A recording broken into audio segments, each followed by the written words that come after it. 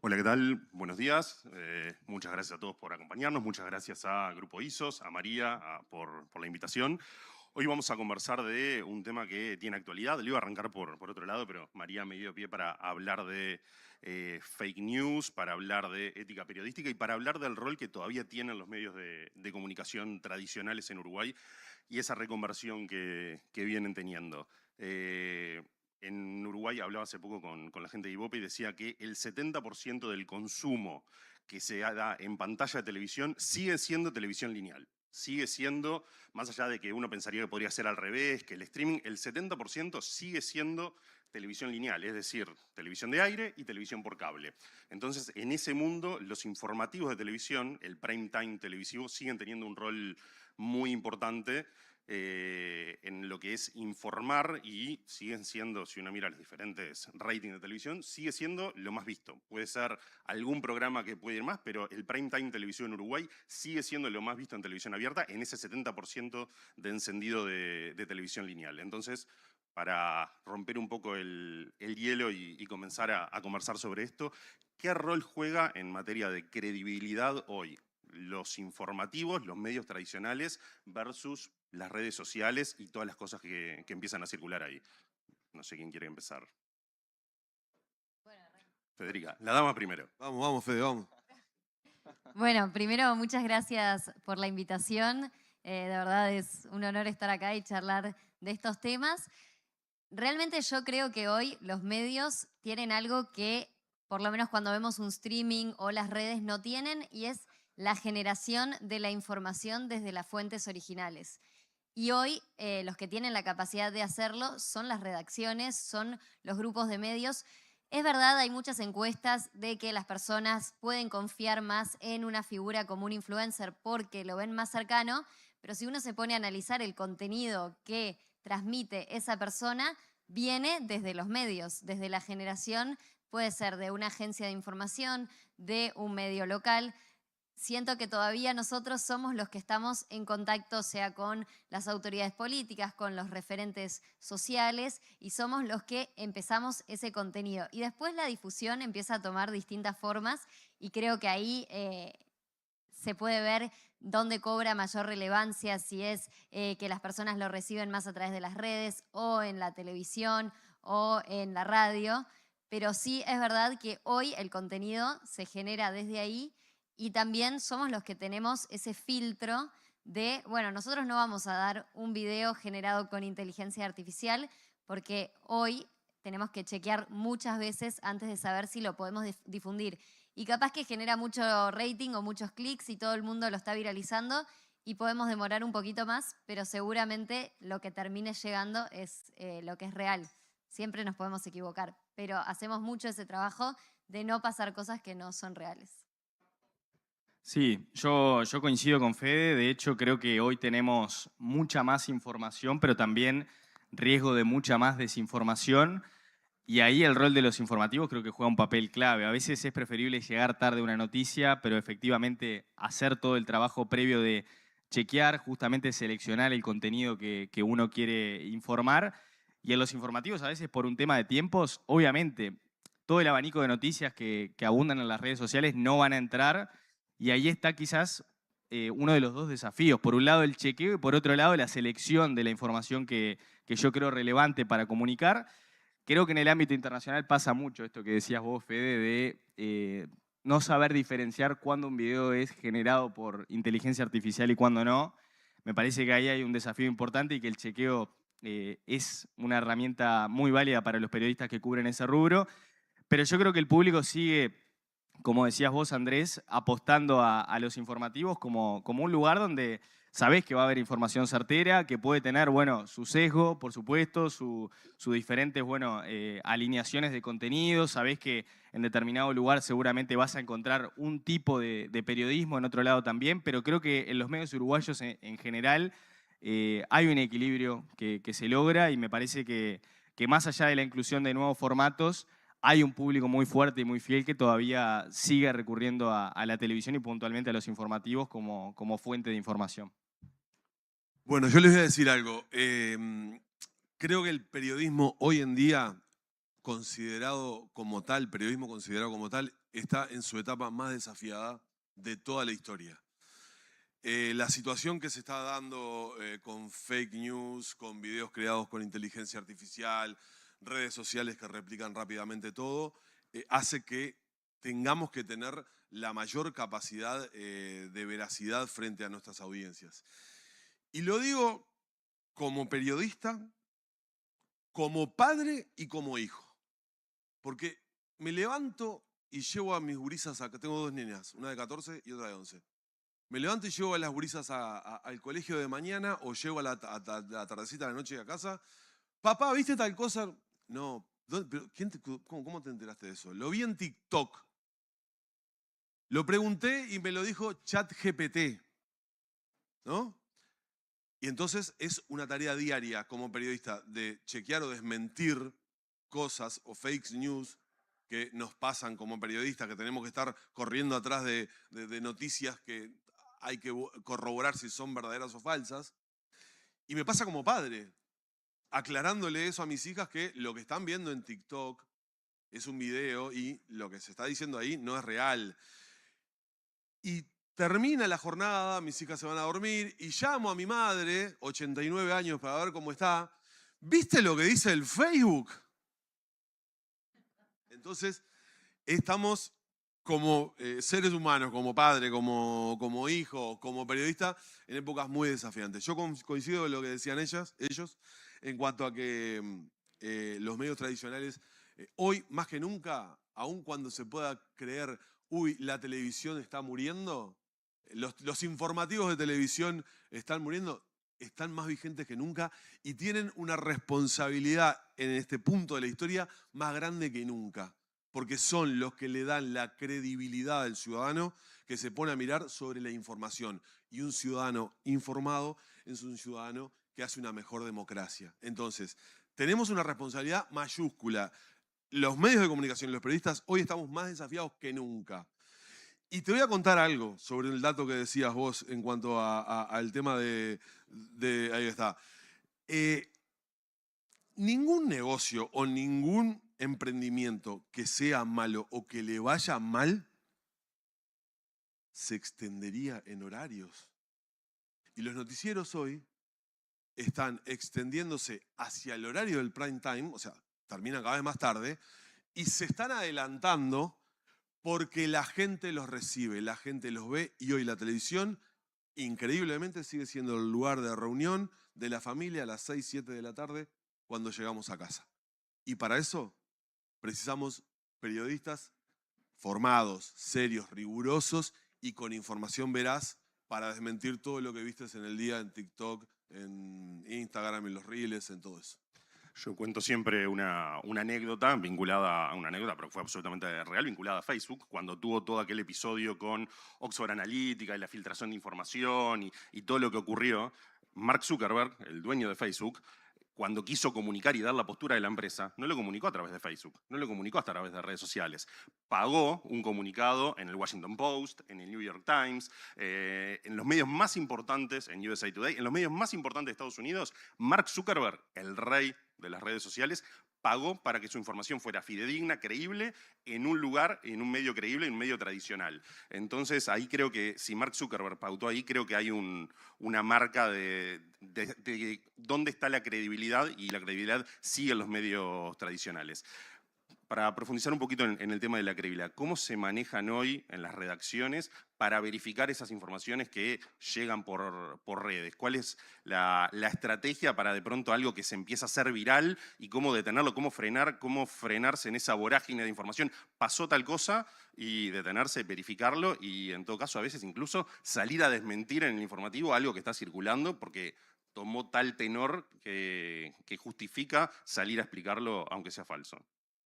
Bien, hay muchas formas de hacerlo. Sí, muchas veces, por ejemplo, ahora en este momento hay una guerra activa con Irán, llegan muchísimos videos de bombardeos que después no son reales o cosas que son reales pero parecen falsas, entonces también tenemos que ver si son reales o no, y hay un gran desafío cuando se trata de información internacional porque claramente no tenemos fuentes tan directas, pero ahí uno recurre a agencias de información que los medios pagamos y nos llega información, estar en redes mirando quiénes son los que lo están difundiendo y después cuando se trata de Uruguay, si es algo que vemos que está pasando en la Plaza Independencia, bueno, llamar gente, ir a averiguar, ir al lugar, estar en contacto con las personas que están involucradas en ese video y sí, si es algo muy importante que realmente afecta a la ciudadanía como para salir a desmentirlo, también lo hacemos. No es lo más normal salir a desmentir algo, pero sí, si vemos que está generando un gran impacto, como pasa muchas veces que toman la imagen de un presidente o de un comunicador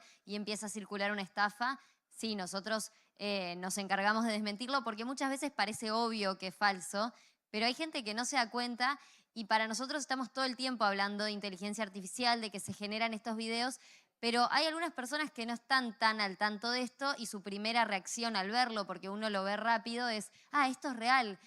Bueno, voy a invertir en este instrumento que me va a generar una ganancia increíble. Y bueno, obviamente nuestro trabajo ahí, porque nosotros al final del día somos servidores de la ciudadanía, tenemos que salir a decir, cuidado, está circulando esto. Y también tenemos que apoyarnos nosotros en los otros canales de difusión. Nosotros tenemos como lugar principal, como si fuera la vitrina principal, la televisión, pero tenemos que estar presentes en las otras redes sociales con nuestras marcas de medios para que a las personas también que no miran la televisión les llegue esa información fiable. Sí, en el ámbito deportivo, por ejemplo, pasa mucho que uno no quiere ser el típico que anda por ahí desmintiendo desinformaciones, ¿no? Me parece que los periodistas, más que estar todo el tiempo desmintiendo rumores que circulan por redes sociales, por ejemplo, tenemos que justamente tratar de llegar al ideal que planteaba Fede recién, de nosotros compartir la información, de justamente buscar dónde se generan esos focos de noticias, obviamente chequear, buscar al protagonista, buscar a la gente cercana. Siempre hay un margen de error. No es que el periodista no se va a equivocar y que es un robot y que necesariamente va a estar al pie de la letra de lo que dice, acorde a lo que pasó efectivamente con el hecho. Pero por lo menos es tener la sensibilidad justa para conectar con la gente, para tratar de, llegar de manera profesional a esa información que sea lo más verídica posible. Y bueno, a partir de ahí, otra vez, volver a la selección del contenido de qué quiero yo y qué importancia le doy a lo que está en el imaginario colectivo. A veces hay noticias que creo que los propios periodistas generamos. Voy a poner un caso muy reciente que me pasó el fin de semana. En el ámbito futbolero se hablaba de la chance de Juan Ramón Carrasco como entrenador de Nacional. La realidad es que la directiva de Nacional ni siquiera manejó el nombre de Carrasco.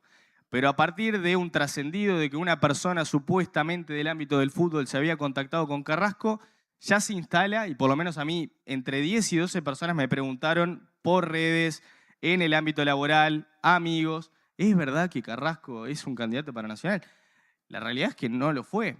Entonces, yo no destiné, pero ni 5 minutos ni de los diferentes programas que estoy en radio, ni en ningún contenido del informativo, por supuesto, a esa no noticia. Para mí no era una noticia, simplemente era un trascendido de redes que obviamente para el nicho de hinchas de Nacional era importante, por lo que genera el nombre, por lo que generó también la noticia del cambio de entrenador, pero en definitiva era un fake, llamémosle, que se generó producto del jolgorio de las redes sociales o de un trascendido mediático que me parece que ahí el periodista no debe alimentar, o por lo menos en mi manera de ver, no era necesario seguir replicando algo que no tenía por lo menos trascendencia en ese ámbito.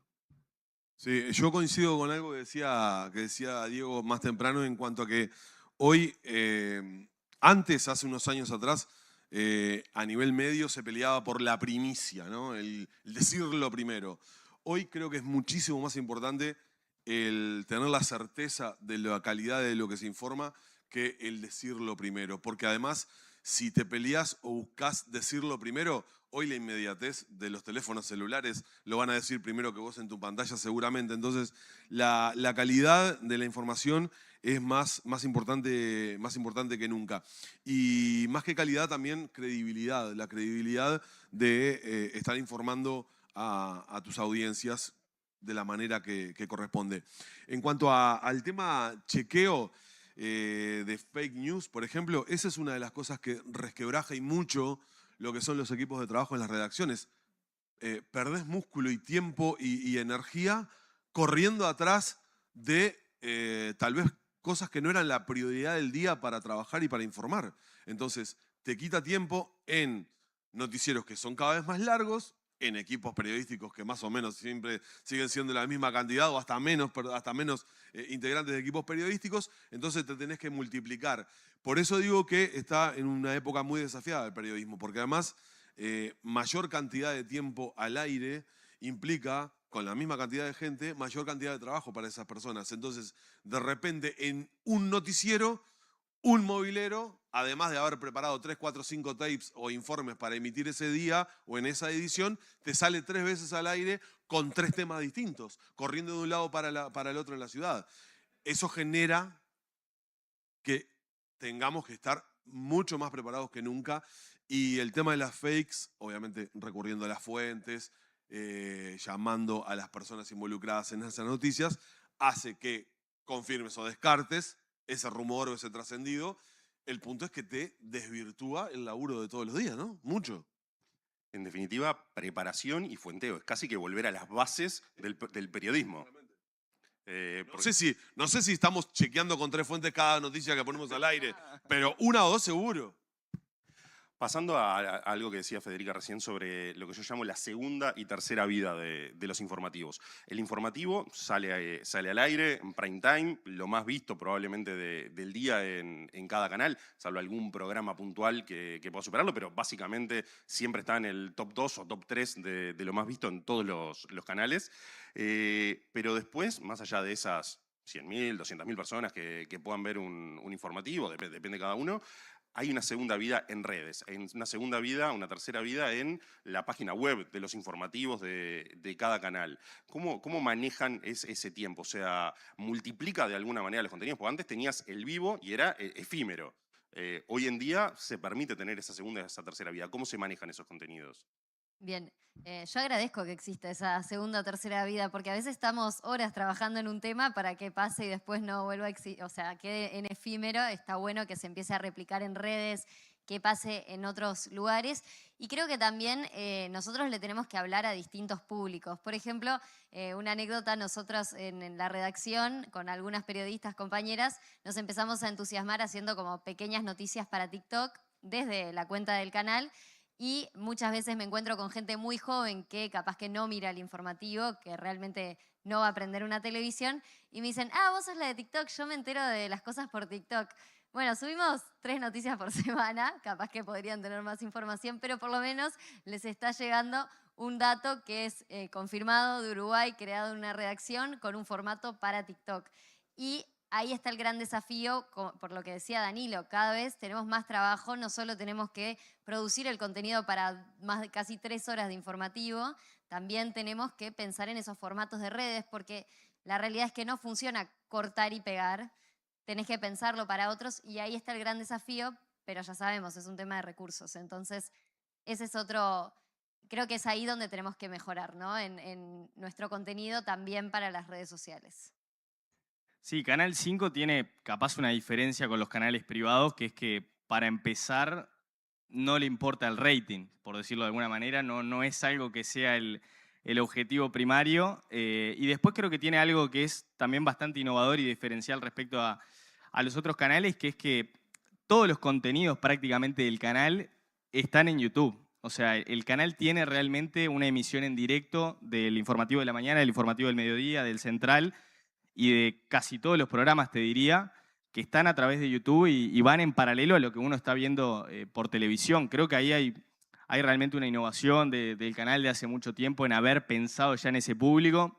Me acuerdo un día estar por los pasillos y ver al loquito de YouTube caer con la placa de los 100.000 suscriptores y como que ahí tomé dimensión y dije, qué bien, porque más allá de la cantidad de gente, que hoy son casi 200.000 suscriptores que están en el canal, hay un público paralelo, hay un chat incluso que está interactuando, que a través del streaming uno lo puede ir leyendo y seguramente es un público muy distinto al que consume la televisión y además con la posibilidad de ver el contenido on demand. Yo creo que hoy en día la gente no solamente elige qué ver, sino elige cuándo verlo y en ese sentido me parece que bueno, TikTok ni que hablar, ¿no? Es tal vez algo más efímero, pero YouTube es también una herramienta válida para para llegar con tu información a diferentes públicos y bueno, en ese sentido me parece que está bueno ese cambio de lógica de pensar ya en un contenido en stream, en no solamente el formato tradicional, que como decíamos, sigue siendo un sostén importante, pero me parece que también empezar a implementar esas otras herramientas digitales siempre enriquece también. Porque no es ni una cosa ni la otra. En realidad es que todo se complementa, ¿no? Exactamente, es la complementariedad Es y es una esa segunda y tercera claro. vida que decíamos recién, porque por un lado tenés el informativo, sale en vivo y lo vieron determinada cantidad de miles de personas, y después tenés gente que no pudo ver el informativo, que a veces lo mira, a veces no, y Claro. que lo puede ver en la web de Subrayado, de la web de la noche, la web de Canal 5, que puede ver los recortes de los videos en redes sociales, en Twitter, en Instagram. Cada red además también tiene su perfil de público distinto y los medios están en todas las redes. Claro, claramente. Y de hecho, haciendo con un análisis estadístico, la mayor cantidad de clics al año en este país en portales son portales noticiosos. Ahí, ahí tenés un ejemplo de lo que está sucediendo. O sea, la gente quiere informarse, a la gente le interesa la información. El tema es cómo se la presentamos y ahí va mucho lo que decía Fede recién, porque está buenísimo que tenga una segunda y una tercera vida ese móvil en vivo que sucedió en la calle a tal hora y que eso se replique luego en redes, pero hay que saber hablar con el lenguaje de redes, porque no es solo un simple corte y subiste a redes lo que pasó en tu pantalla hace 5 segundos antes. Por eso está bueno que los canales, en este caso, puedan entenderlo. Hace unos años, unos cuantos años atrás, cuando arrancó toda esta locura de redes sociales y todo, allá en el canal alguien que tenía su llegada, que tenía poder de decisión, creía que de algún modo era contradictorio y hasta no tires esto porque de repente se nos van a las redes y en realidad o sea, no es así. Hay una complementariedad. Hoy en día, por ejemplo, en el noticiero nuestro, prendemos el aire al mediodía o en el central y está a través de la página web. Lo podés, si no tenés una tele o estás en el celular, lo mirás desde el celu. O sea, ha cambiado mucho. Ha cambiado mucho esa concepción y ha costado mucho que cambie también en algunas personas. También en algunos casos hay un tema generacional, hay un público tradicional. Hoy hablabas de tus padres. Yo, a mis padres, poner a ver televisión en el celular o poner a ver televisión en la computadora es inviable, siguen viendo. Pero mi hijo ve las noticias o lo que fuera, lo ve en el celular. Y de a poco trato de educarlo para que por lo menos algún medio tradicional siga, y justamente ve Subrayado, ve Telenoche, ve El País, ve El Observador, en ese tipo de plataformas. Entonces esa multiplataforma sigue teniendo en buena medida como respaldo a los medios tradicionales. Yo no sé si el Pacha se fue, se debe haber ido el Pacha, ¿no?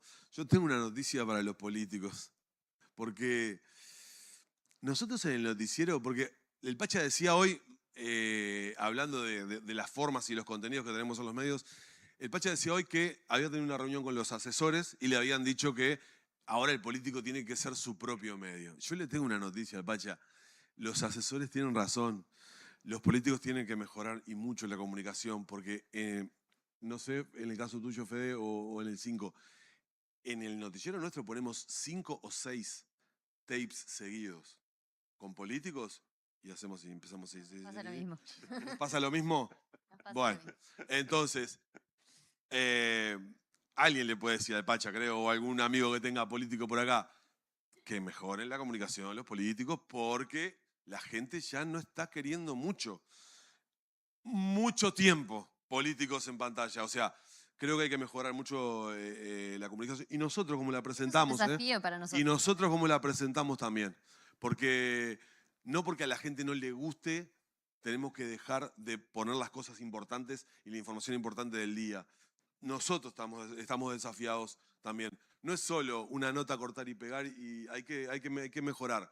A veces no tenemos tiempo porque tenemos muchas cosas para hacer, ¿no? Es que a veces nos llega 10 minutos antes del informativo y tenemos que pasarlo muy rápido porque pueden ser noticias muy importantes y muy relevantes. Pero sí, yo creo que acá no está en cuestión si el periodismo o la información está vigente, es un tema del formato, de cómo comunicar, cómo transmitir. Y como decía el Pacha, que sí, al final hoy en día todos pueden ser su propio medio, pero también hay algo ahí en que los medios tradicionales tienen otra validez y es que se sabe que la persona que está trabajando en un medio de comunicación tiene una trayectoria, tiene una formación, tiene un equipo de trabajo y muchas veces una persona que está en redes y se decide filmar a sí misma no siempre tiene esa validez. No sabemos dónde se formó, no sabemos qué trayectoria tiene y en eso los medios todavía tienen un soporte o un estatus también. Sí, también marcar que, por ejemplo, si yo tengo un informativo de 1 hora de duración y estoy 40 minutos hablando de temas policiales o económicos, seguramente eso también va a llevar a la gente a tener una preocupación en que únicamente esos 2 problemas son los que tiene el país, ¿no?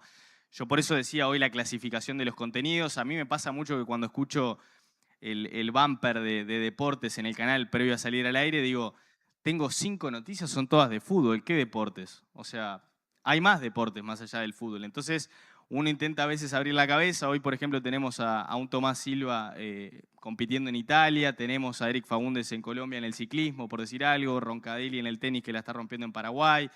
O sea, intentamos por lo menos nosotros en los medios públicos llegar justamente a esas historias de deportistas uruguayos y en esa clasificación de contenido, bueno, ser lo más variopinto posible. A veces había también un tema muy de discusión en la redacción del Canal 5 puntualmente respecto a los temas policiales, qué incluir, qué no incluir.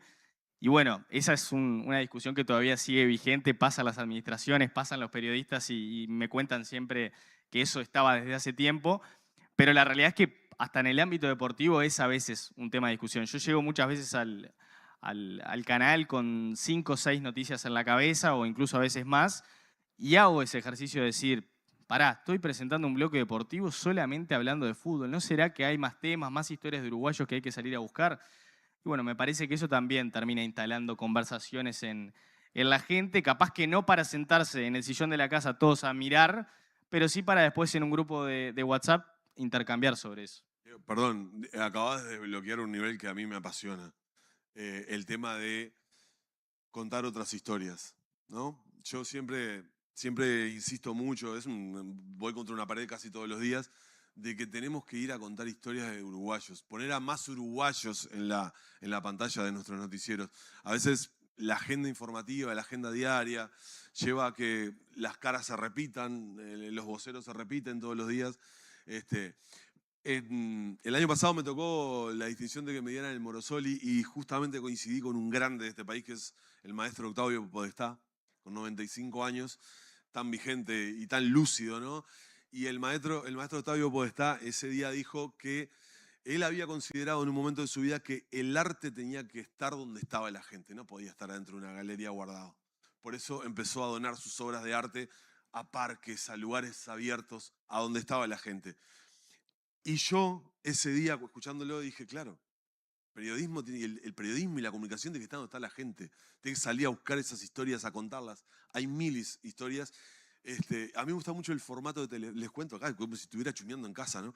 A mí me gusta mucho el formato de Telefe Noticias, el de las 20 horas. Es un formato que me apasiona, que miro mucho. Quiebra totalmente la agenda del día en Argentina.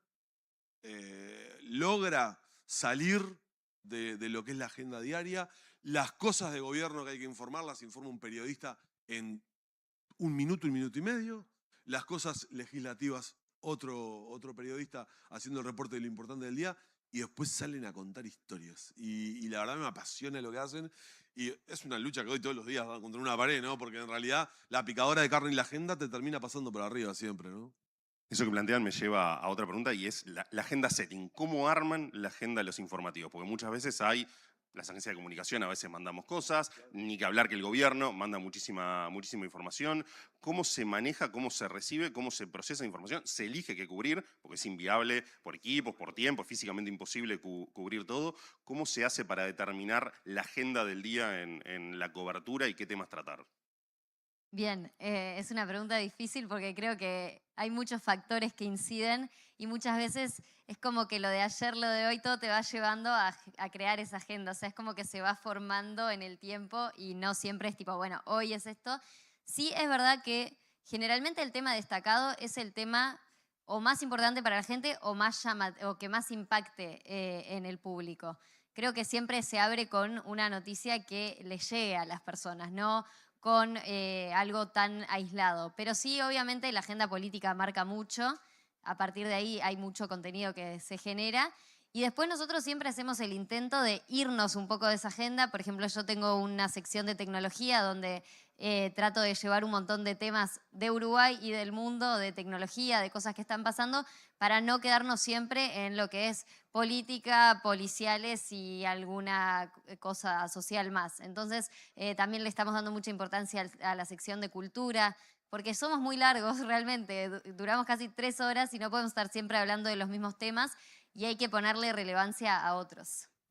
Sí, a mí, por ejemplo, algo que siempre me decían en la facultad y me parecía bastante utópico era el tema de que un informativo durara 1 hora y que en esa hora efectivamente vos pudieras nutrir de todos los contenidos necesarios, llamémosle, al televidente. En el canal, y sin hacer autobombo, se logra eso en la edición de la mañana y en el mediodía. Y uno a veces va con una lógica y después la agenda te pasa por arriba y es totalmente distinto al momento de presentar. A mí me pasó hace poco el caso de la venta de Cristian Évere, por ejemplo, el jugador que se iba a Cruz Azul. Tenía la información 1 hora antes de salir al aire, pero en el fútbol o en los deportes a veces es como una isla paralela al periodismo y a la información, porque si no tenés el aval de ciertas personas para publicar, podés llegar a tener inconvenientes, se puede llegar a caer la noticia que a lo mejor era real, pero por tu información no termina concretándose. Y recuerdo ese día de estar a 15 minutos de salir al aire con toda la información preparada, con los 5 famosos tapes que hoy hablábamos con Danilo, y después recibo un ok para efectivamente tener chequeada la información de Évere y publicarla, salir al aire con eso. Entonces automáticamente tenía que abrir, a mi entender, con esa noticia, un futbolista que había sido destacado en la última final del Uruguayo. En mi criterio era una noticia relevante. Y y ahí eso me cambió toda la lógica. Pero yo creo que sigue siendo importante la selección y lo que uno elige pasar, porque las historias de uruguayos que a veces no se conocen terminan siendo conocidas por los medios, porque la difusión muchas veces tiene un fin en sí mismo y me parece que los medios desde ese lugar también podemos aportar. Y a veces se pueden contar también buenas noticias. Para mí eso a veces es como que la gente no lo tiene tan claro y sí, se pueden contar buenas noticias. No te digo hacer un informativo todo de buenas noticias, pero efectivamente eso puede pasar. Y creo que lo que uno muestra es lo que genera conversación más allá o más acá. El jueves va a llover, no lo tengo claro, pero el tema del jueves va a llover, que lo escuchaste en un informativo, que puede ser lo más básico, hasta, por ejemplo, esto que yo decía hace un rato de si lo de Carrasco hubiese sido verídico. O sea, creo que todas las noticias, en definitiva, si uno las elige, si uno las prepara, si uno las trabaja, pueden llegar a generar interés en el público, que ese interés se transforme en un motivo de conversación. Y por más que hoy tal vez no esté la familia entera mirando el informativo, sí que el informativo es un faro, una guía para que el ciudadano esté informado y siga teniendo eso como referencia al momento de consumir los medios. El noticiero se genera con equipos periodísticos y un coordinador, que es el que de alguna manera ordena, elige los temas del día que, como decía Fede, no, es imposible abarcar absolutamente todo lo que pasa. Por eso se eligen los temas del día para cubrir, para hacerse eco. Además, este tema que dijimos al mediodía, a la tarde tiene repercusiones y así sigue. Entonces, ¿qué es lo más importante? ¿Lo que el coordinador considera que son los temas más importantes o lo que la gente quiere recibir? ¿Qué es lo más importante? Informar, en primer orden, que las pasidades se adelantan porque Semana de Turismo cae en los primeros días de abril, o que se reunió la coordinadora de Cardama, la investigadora de Cardama. Entonces ahí va en el criterio, yo no lo dudo. O sea, yo voy a esos 600.000 jubilados y pensionistas que están esperando si le dicen que le van a adelantar los pagos porque ya vio que la Semana de Turismo le cae en los primeros días de abril y cobran en los primeros días de abril. Entonces, yo creo que a veces la mirada periodística tiene que estar en el interés que decía Fede, que despierte en la audiencia tal tema, y por supuesto en que ese tema o esa noticia abarque a mucha gente. A veces podemos estar informando un bombazo, pero en realidad lo estamos informando ese bombazo para un segmento que abarca a 200 personas. Bueno, el caso Cardama yo creo que es un claro ejemplo. Estamos hace meses hablando de un tema que es muy lejano a la gente. Que muy importante para el país, es muy pero importante, muy lejano a la pero es muy lejano a la gente. Entonces, a veces, nosotros como periodistas tenemos que hacer ese ejercicio de lo vamos a dar. No podemos omitir algo que es muy importante, pero ¿qué prioridad le vamos a dar? La relevancia que ¿Qué le pones tiempo vos. le vamos a dar? Es importante no olvidarnos de dónde estamos, porque a veces los periodistas y los políticos como que vivimos en un micromundo donde eso es lo más importante. Seguramente lo de Carrasco ese día era lo más importante en todas tus redes, en todo tu círculo, y a nosotros nos pasa. Entonces a veces tenemos que como que dar un paso al costado y decir, bueno, pará, ¿y esto para la gente va a ser importante? Ayer subió la leche. ¿Lo viste destacado en algún lado como así como gran tema destacado? No, claramente no. Bueno, ahí tenés una respuesta. Y todo el mundo consume todos los días. Todo el mundo consume leche y en las familias de menores ingresos es muy importante la leche. ¿Cambió el lenguaje con este modo multimedia y también con los cambios generacionales? No es lo mismo, para ponerte un caso concreto, el subrayado central que el subrayado tarde. No es lo mismo el Telenoche de hace unos años que el Telenoche actual, o cuando en subrayado estaban Jorge y Blanca, que tenía un determinado perfil. Cambian los conductores, pero también cambia el estilo de comunicación. Quizá ahora es un estilo más distendido, todavía con corbata, pero más distendido en el diálogo y en los formatos de presentar las noticias. No, sí, sin duda. Se trata de buscar espacios descontracturados en el informativo, porque también hoy no solo importa la información, y lo vemos en las redes, la gente sigue a gente que le parece cercana, con la que se relaciona, y también nosotros tenemos que generar esa empatía con el público, tenemos que sonreír, reírnos, a veces un pequeño diálogo entre nosotros, no que sea un programa de radio, pero también incluso la vestimenta. Yo muchas veces estoy un poquito más formal de cómo me he visto yo, no voy a cambiar completamente mi forma de vestir Entonces se trata de mantener el estilo de cada personaje. Sí, obvio que eso en los hombres es más difícil porque tienen un traje, pero se busca como generar eso. Lucho por sacarme la corbata. Bueno, nosotros ya ganamos esa batalla en Canal 5. Es otro muro al que golpeo todos los días. Bueno, perdón, a propósito de eso. Sí, nosotros ahora tenemos una propuesta que es totalmente distinta, que es el subrayado tarde, que en realidad no es un informativo, es como una mesa de noticias distendida, coloquial, que obviamente dijimos, si el noticiero va a durar más horas, no podemos hacer lo mismo, o por lo menos repetir el mismo esquema. A veces se repiten las noticias, sí, bueno, pero por lo menos en el lenguaje y en el formato. Igual déjame decirte algo, porque citaste a Jorge y a Blanca, que me paro. Pude trabajar con los dos y me paro. grandes maestros. Sí, señor. Igual Jorge y Blanca se daban la chance de ver a Vázquez Melo vestido de dinosaurio hace 10, 15 años atrás adentro del estudio dando el pronóstico del tiempo. O sea, sí, el noticiero hace unos años atrás tenía una solemnidad. La sigue teniendo hoy, pero bueno, hay otras formas, hay otra manera de descontracturarse. Hoy el concepto de infotainment se está imponiendo, está prácticamente impuesto en muchos lugares del mundo y es lo que adopta y recibe muy bien la gente. Nosotros no podemos creer cómo nos va en el subrayado tarde a las 6 de la tarde. O sea, a las 6 de la tarde era un horario hace unos años atrás de relleno para esperar que arrancaran los noticieros. Y hoy, bueno, por ejemplo, la propuesta nuestra, estamos muy contentos porque es muy aceptada. Bueno, quiero agradecerle muchísimo a los tres, a Federica, a Diego y a Danilo por la participación. Cumplimos con el timing, los 40 minutos redonditos, estuvimos todos en tiempo y forma. Y bueno, haber compartido estas reflexiones sobre el prime time televisivo y la televisión que sigue más viva que nunca. Muchas gracias. Muchas gracias.